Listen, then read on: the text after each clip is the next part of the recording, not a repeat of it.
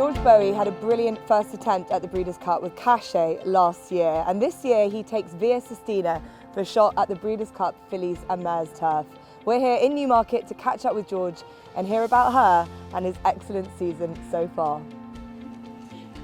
Yeah, so she was obviously trained for the most part of her career by Joe Chewett down in Lambourne, and he recently retired, so she needed a new trainer, and obviously it's a great call to get, and she seems to have done very well since she's got here, and looking forward to the rest of her career really.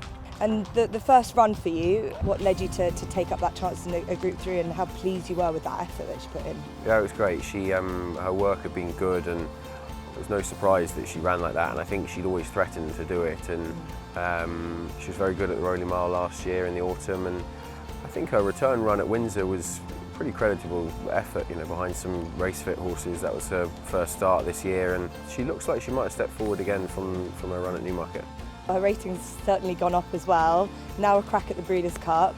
Obviously this is a Group 1, this is a massive test for her. She's a big filly, as you've probably seen this morning, and the track in America, I think at Keenan's probably the one place that we'd take her. There's a chance that we might get a bit of rain, and I think we had some rain the other day. She's a fast finisher, and there looks a bit of pace in the race, and I think she's up for it. Last year, what a journey you had with CACHET. How important is it for you as a trainer to have horses like this at this stage of your career? She'd been to France already, CACHET, and I think she'd run 8 times already, so she was pretty battle hardened, and knew she was obviously ended up winning a classic afterwards. This season, all the major racing events, you've gone and got a winner, Royal Ascot being one of them. What has that meant for your career?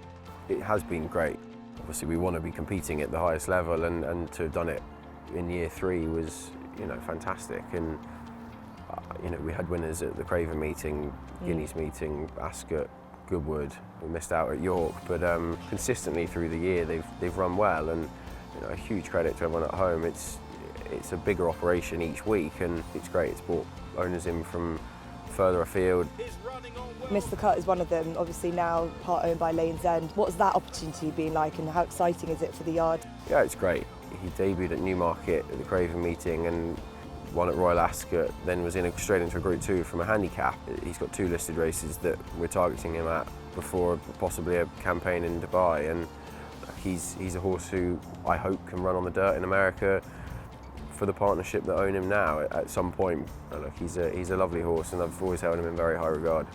Do you think that having the classic winner, having, as you say, success at all the domestic meetings has helped you attract the owners that you can be a bit more creative with, and you can obviously go out and spend a little bit more and develop your yard and the strategy that you've been wanting to? We hopefully have bought some nicer yearlings again this year, and still been very active in the horse and training sale, and it's where we bought both of our Royal Ascot winners from last year, and the Breeze Up's ahead, where I think the last 2 years we've got a classic, a winner and a second out of the Breeze Up sale at Tassels. So it's being able to try and buy a nicer horse and keep building this sort of stable really.